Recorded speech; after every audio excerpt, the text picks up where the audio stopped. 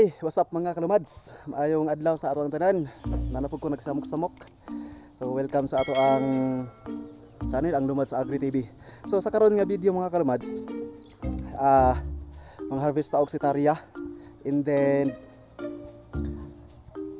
atong i-transfer dito sa ato ang i-prepare ng area nga atong gilimpisaan. So akong usbon mga kalumads, ito sa ikuan ko dalhin ato ang kuan kay para maklaro.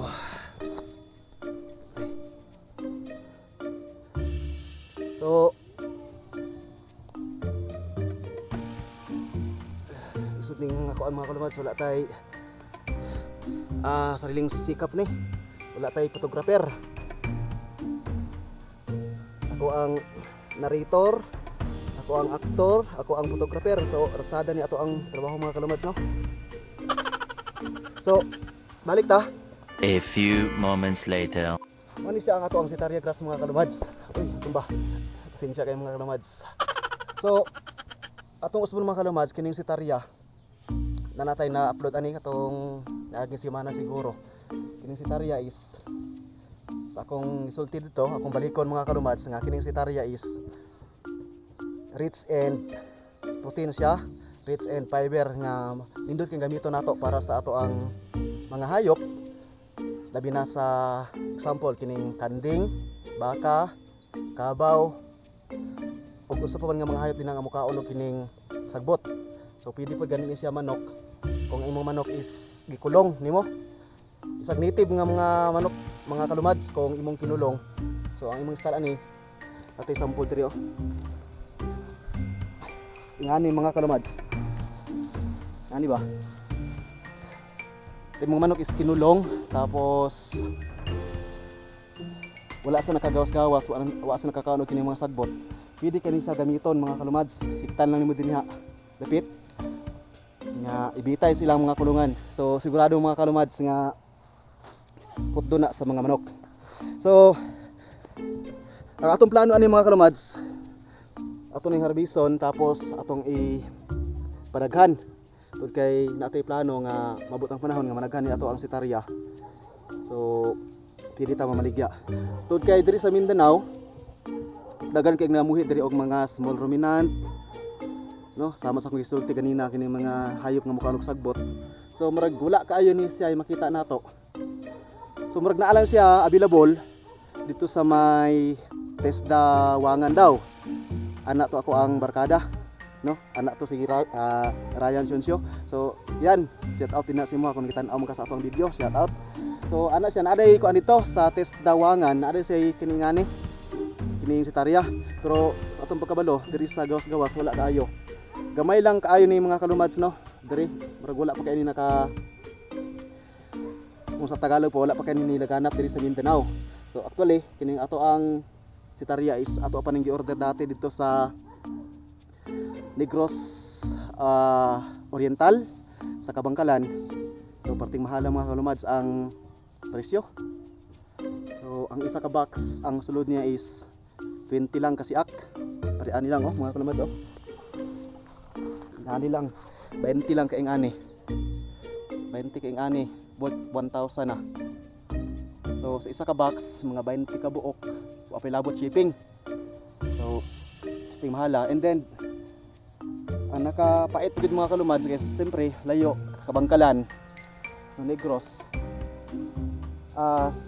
Almost 1 week, no, naabot diri sa Toa, diri sa Davao. So ang resulta nangalaos taw ng ato ang kuan, ang ato ang si Tarya. And then pag abot ni atong giabrihan, gitan-aw nato, atong gitanom. So sa to say nga ang nabuhi sa ato ang si Tarya mga kalumads is mga 5 lang kapunuan. Pero naluyan mga 5 kapunuan mga kalumads nga atong gitanom. So naluyan mo ni sa karon. Nabuhi 5 tapos ato na pong tanggal, atong gi-harvest, gitanom na po nato, transplant. So man ni sa karon mga 52 kapunuan ng mga kalumads na pa diri, oh. Kana dapat din ha, dapat dito sa tumoy. Dira. So naapa ni atong gi-harvest. Ini. Daghan ni isa. Siguro masubra ni mga gatos mga kalumads. And then Din nga ito itanong oh. Tara, atong kilipisaan mga kalumads. Ako po ni siyang area. Tuli abot pa nito sa ibabaw, no? Atong kilipisaan. And then ini area kung maluyan, kung makapadaghan ta sunod. Nindot kini nga ako ang mga kalumads. Plano pod nga atong nahunanaan matanom taning si Tarya. Tud kay dili lang siya ang ato purpose is natin makuha dayon tungod kay nanaputi gamay nga kanding no, mga isa ka buok natin isa ka buok kanding native. So gawas nga natin makuhaan og kining dahon, so atong purpose pod is makabaligya ta sa market no, para makatabang pud ta sa mga kaigsunan nato nga mga nag-uuma, mga racer din na og hayop nga makatabang sila halabi na karon nga parte yung mahala in town mga kalumad sa commercial feeds o kining mga pagkaon sa atong hayop no. So mao na ni ang panahon nga munahuna ta o kining mga pamaagi para makatipid ta nga dili pod masakripisyo ang quality sa ato ang mga hayop. So mga kalumads, daghang kayong salamat no sa usapas sa ato ang mga kaisunan din na nga walay puas ng suporta sa ato ang channel ang Lumads Agri TV. So sa karon update ato mga kalumads, na natay 650 subscribers and then wala po kabalo kung pila na ato ang watch hour. So hinahinay pilagi sinong tabang mga kalumads sa mga kawanan nato din ang mag-uuma nga sekreto lang itan-aw sa atong mga video. Daghang salamat sa inyo mga kalumads o katong mga kalumads nato nga karon pa lang nitan-aw sa atong video. Daghang salamat sa inyo mga kalumads o nagahanyo ko no. Ayaw taon nyo kalimti nga i-subscribe ang ato ang channel and then i-click po ng notification bell dira para maging updated ta sa mga susunod nga mga videos nga i-upload nato. So ang atong channel is nagabuhat ta og kining video tungod sa pagpanguma. Inato nga pagpanguma mga kalumads apan nag-apply ta og kining mga ginagmay nga mga moderno nga mga pamaagi tungod kay sa una kung mapamaagi sa pagpanguma sa una mga kalumads kung atong i-apply karon, so which is dili na pud siya no applicable. Mabiti na ta sa mga pamaagi. Tungod kay ang mga insekto karon mga kalumads kung gamitan nato og katong mga cultural practices nato no, magpaaso ta ana sa tong mga unsa pa tong mga pamaagi dinha nga atong para matakboy kung sa Tagalog pa ang kini mga insekto or mga virus. So ang virus mga kalumads o ang bakterya o sa ba din na ang mga insekto din na kung imo pasuhan magkatawanan na sila no, ibisi-bisi na nila ng ilang kuan, ibisi-bisi na nila ng aso.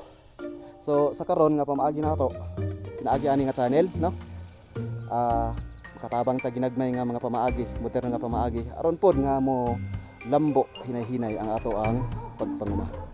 So daghang salamat kayo mga kalumads. So prosita sa ato ang tiwastag harvest and then tanom ta dito sa atong giprepare nga area sa ato ang likod sa atong balay.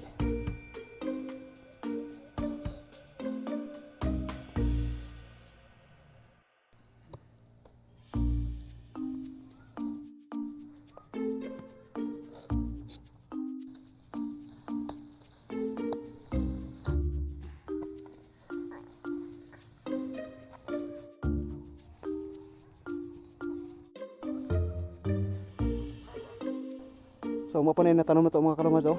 Dako-dako pa itong tamnan. Kutog nang nahawa na ito. So kini ato ang nalipisaan. Nya apilon po nato itong dito sa ibabaw. Ang dira. Yang side kini ato nang lipisaan. Tut kay nahuman tay daghan nga si Tarya diri. Pila pa to ka punuan siguro atong na-harvest.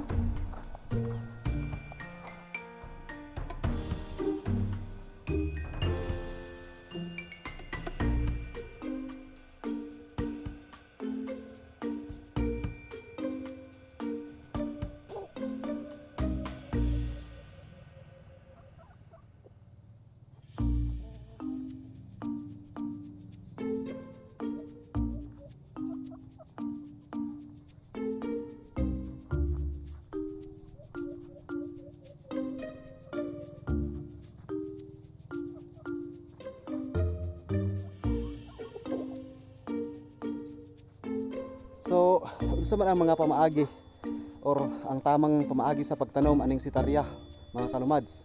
So sa karon nga video ato po nang tubagon no para mahimong magka idea pod mo kung pila ang spacing, pila ka bulan siya ma-harvest, unsa nga klase sa yuta iyang pwede, usa nga yuta ang pwede sa itanom. So ang una kining atong sitarya mga kalumads, mura lang siya og tangad no. Mura lang siya og kining tangad nga dili siya lisod padaghanon o dili siya lisod mumahon. So sa ato ang pamaagi mga kalumads, primero mo to ganina atong gisiak-siak para managhan ang ato ang sitarya. Ingani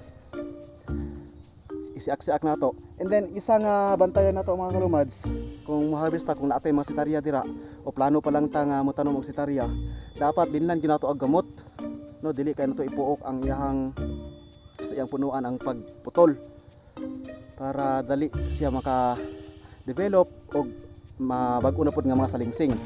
So pila ang spacing?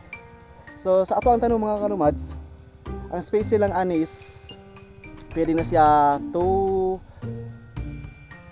feet ang iyang distansya sa iyang kauban, o pwede pod 2 feet pod ang iyang distansya sa iyang tabla. So sa ako ang isulti kanina mga kalumads, dili ni siya gyud kuan, dili ni siya lisod padaghanon kining sitarya. And then unsa nga o pila ka bulan pwede siya ma-harvest. So kining sitarya mga kalumads, basta depende sa imong pag-alaga, depende sa imong pag-amuma. Kung imong ginabunuhan ang imong sitarya, so mga 2 months lang, pinakadugay ng 3 months maka-harvest na ka. So ang ikatulo nga mga tips o mga pamaagi o ako itudlo sa inyo mga kalumads nga kining klase sa yuta. So ang kining sitarya mga kalumads, wala siya pili sa yuta, pili siya acidic, pili po siya kining nasa alkaline, wala siya pili. So ang dapat lang natong bantayan ani mga kalumads nga kining sitarya is dapat itanom nato siya sa kanang hawan nga kuan. Gusto kay niya mga kalumads ang kining init permente, dili sa gusto sa kanang landungan sa tungod kay mo kuan siya maayo, mutuhoy siya maayo tapos wala kay siya salingsing no. So dapat open ang imong area nga dili po niya gusto mga kalumads kay permente basa ang kanang kuan gani kining yuta. Kana dapat kuan kanang well drained ang yuta, well drained ang tubig nga imong gitamnan. So mao na siya mga kalumads ang tulo no nga akong matudlo sa inyo kung naami plano nga mopalit og sitarya o motanom og sitarya.